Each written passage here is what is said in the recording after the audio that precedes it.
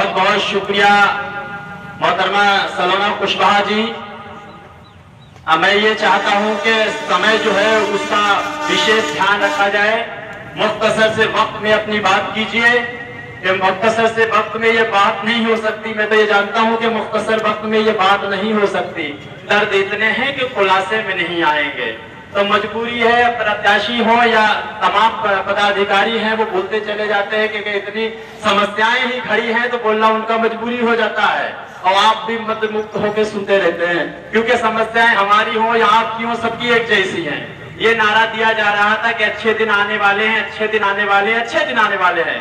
और हुआ क्या कि अच्छे दिन तो नहीं मिले, चेहरा मायूस मिला है।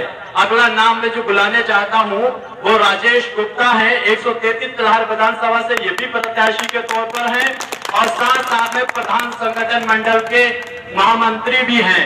तो अच्छे दिन तो नहीं मिले, चेहरा मायूस मिला है। अच्छे दिन तो नहीं मिले, चेहरा मायूस मिला है। लफ्फाबाजी करने वाला उनका जासूस मिला है।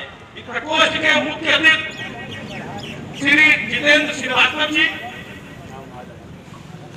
श्री ब्रजेश श्रीवास्तव जी, हमारे पिछड़ा प्रकोष्ठ के जिलाध्यक्ष श्री विनोद राठौर जी, डॉक्टर नवनीत यादव जी, श्री महाराज सिंह जी, हमारे मुआया से प्रत्याशी एवं अनुसूचित वर्ग के जिलाध्यक्ष सुदर्शन पाजी जी, धनपाल जी, महासचिव अप्पा बालम जी,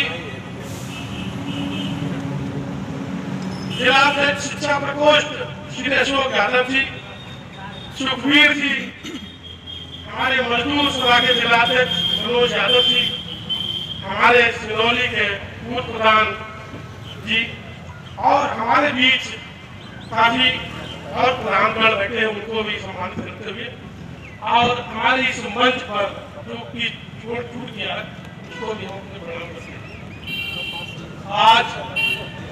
आज इस पिछड़ा प्रकोष्ठ की सम्मेलन में आप सभी बुजुर्गों, हम साथियों का स्वागत है, अभिनंदन है, नंदन।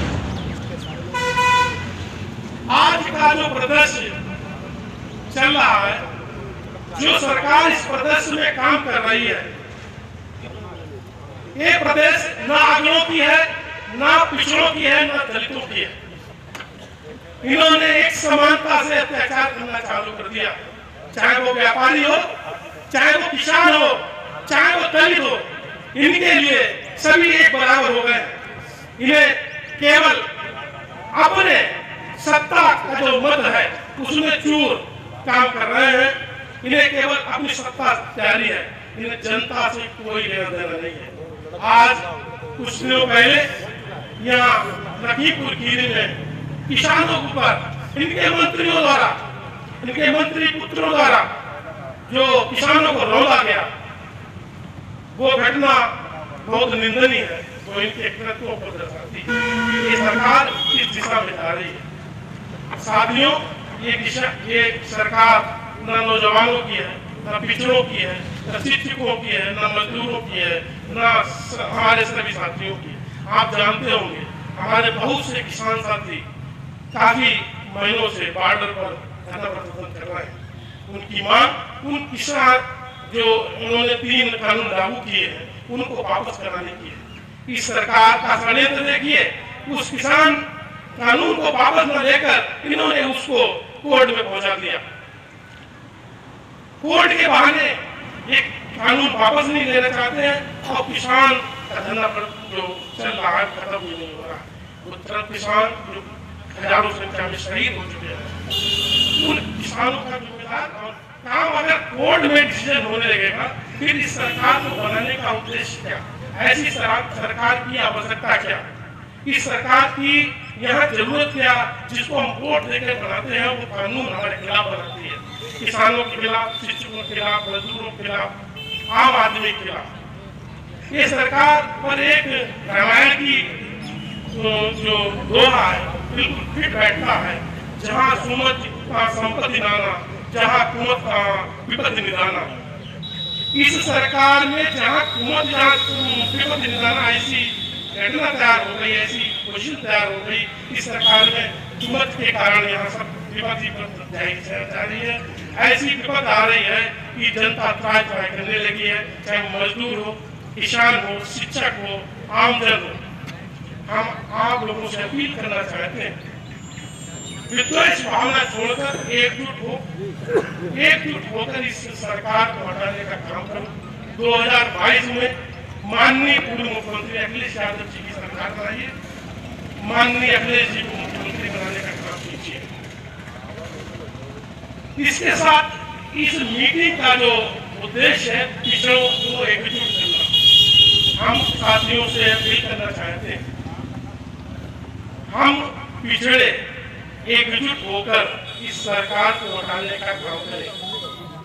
पिछड़े वो बहुत ताकत है, हम पिछड़े न कहकर उनको एक ताकत के रूप में अगर देखेंगे, पिछड़ा देखकर कभी कभी हम महसूस करते हैं कि हम बहुत पिछड़े लोग हैं, ऐसा नहीं है। हमारे पिछड़े वर्ग से डॉक्टर भी हैं, इंजीनियर भी हैं, IAS भी हैं, PCS भी हैं, सेना में भी हम पिछड़े नहीं है। ये सब हमारे लिए गलत हो गया। ऐसी कौन सी शख्सियत हम में नहीं है जो हम नहीं कर सकते। हम अपने अंदर जो आत्मबुलंद पिछड़ों वाली लिए बैठे हैं, सबसे गलत है। ना कोई अगड़ा है ना पिछड़ा, सभी ईश्वर द्वारा एक जैसे बनाए गए हैं। हम में कोई ताकत है जो अगड़ों में है, हम भी कोई कर सकते हैं जो अगले कर सकते हैं। ऐसा कुछ नहीं जो पिछड़े नहीं कर सकते, अगले कर सकते हैं, दलित नहीं कर सकते। हम चाहते हैं आप लोग आगे बढ़ते आइए, इस देश की कमान को संभालिए और देश को आगे ले जाइए, विकसित बनाइए, समृद्ध बनाइए। क्या आप बताइए, हमारे अखिलेश जी जो पिछड़ी जात से आते हैं, आज उनको हम आदर्श मुख्यमंत्री के रूप में जानते हैं। जब वो मुख्यमंत्री को आदर्श स्थापित कर सकते हैं तो हम लोग उनकी लाइन में पीछे खड़े होकर उनको मजबूत क्यों नहीं कर सकते? हम लोग क्यों नहीं आगे जा सकते? ये हम लोगों को सोचना होगा, आगे आना पड़ेगा। हमारी आपसे अपील है, एकजुट होकर ऐसी सरकारें जो हमारे खिलाफ काम कर रही हो उनको दूर भगाने का काम करेंगे। अखिलेश जी की सरकार बनाएंगे, 2022 में समाजवादी सरकार बनाएंगे। जय हिंद, जय समाजवाद, जय किसान। धन्यवाद। बहुत बहुत शुक्रिया प्रधान संगठन के मंडल महामंत्री जनाब राजेश गुप्ता जी का।